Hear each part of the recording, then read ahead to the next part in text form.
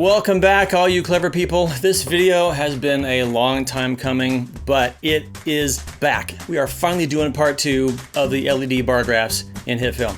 If you haven't already watched part 1, go and do that now, even if you did all those many months ago, because what happens in part 2 builds off of that foundation that we laid in part 1. So watch that to pick up on things before we dive into part 2, where we're going to drive the bars with a sound file using 2 different techniques. One for HitFilm Pro or Express if you have the motion audiovisual pack, and a second version that requires no add-ons for Express. A little tricky there. So let's dive into this HitFilm tip film. So the first version we're going to tackle is the one that requires either HitFilm Pro or that motion audiovisual pack add-on for Express. Begin by making a new composite shot and name it Animated Bands. Drop in your audio file, add a plane, and duplicate it. Name the lower one Source and turn off its visibility. Add the atomic particle effect to the upper one and adjust its settings as follows. Under particle placement, change the position X value to -960. Number of particles for X and Y should be set to 1. And change scale X and Y to 20. Down under particle appearance, change size to the maximum value of 100, size random to 0.01, opacity random to 0, shape to layer, and then the source for that will be your source plane we just added. Down under audio interaction, change audio layer to the audio you added. Under map 1, map to particle size, range to 500, strength to 20, and delay direction to X outwards. Once you play the audio, you should see a single particle expanding and contracting from the left edge of the frame. Once you apply the mosaic gray layer and the other layers that we added above this back in part 1, you should have this result. Testing 1, 2, 3. Audio meters in HitFilm are go. Which can be dropped into the assembly comp we made last time. Even though it's only a single particle, the mosaic effect will force it to fill the full vertical space of the frame. Now, if you have Express, but you don't have that motion audio-visual pack, fear not. For behold, I bring you good tidings of great joy. No, seriously, I've got good news. There's a way to do this without needing any add-ons. Now, I'll also say this. It's going to be a little tricky. You can't just change out the audio file and have the new bar graph kind of go along for the ride. There's a little bit of work involved. Here's the trick. We're just going to capture an existing sound meter, blow that up, and use that as the background to drive the bars in HitFilm.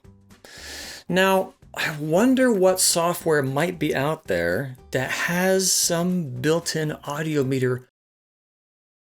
Oh. Okay, enough with the silly drama. Yes, we're going to use HitFilm and just grab what we already have on the screen and pop that in. Any program you might have that will capture your screen will do the job just fine. So, set up your screen capture software, play back that audio, capture that video on the side, either the entire frame if you want to, or just that piece on the side that has the meter, blown up as big as you want it to be, and then pull that footage back into HitFilm, and now we'll continue.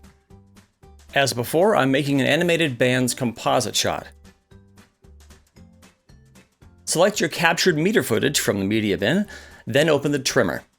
When HitFilm isn't playing audio, the meter will be empty, so we need to find the first frame where the meter contains some color. That will match the start of the audio. Once I find that frame, I'll tap the I key to mark the endpoint, then drag the footage from the trimmer into my animated bands composite shot. Of course, drag in the audio track as well, then do a test playback to confirm that the meter and the audio are in sync. Testing 1, 2, 3. Audio meters in HitFilm are go. To make placement easier, I suggest changing the pivot point to the bottom center of the meter bars. This may not be the very bottom of the meter, depending on how HitFilm reads your lowest audio levels. Once that's done, move, rotate, and scale the footage layer until only the meter fills the frame. To adjust the scale, Unlock the scale property and increase the Y scale to make the bar fill more of the frame.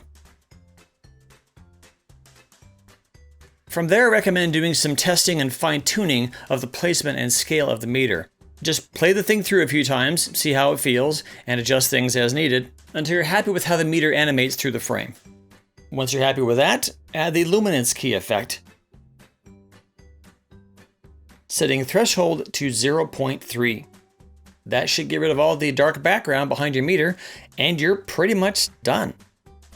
From here, you can apply the mosaic and other effects like we've done with the other versions, and you're all set. Now, while this leaves the peak line in place, that simply adds a peak line to the final meter, which may be an effect you want. If you don't want the peak line, add a human RGB key to key out that specific color, and you're left with just the meter by itself. And that is it. Part 2 is in the can. Thank you all for watching. Thanks for sticking around. Thanks for your patience, especially while I've been going through job changes and all kinds of nonsense to get to this point where Part 2 could finally be released. So what's next? I have no clue. I've got a lot on my plate, lots of things I want to do. How much I can actually do still remains to be seen. But I'm hoping to keep this going as long as I can. So again, thank you for watching. Please subscribe if you want to see what's coming up next, see the latest and greatest, whatever that may be and whenever it may be. And until next time, clever tagline.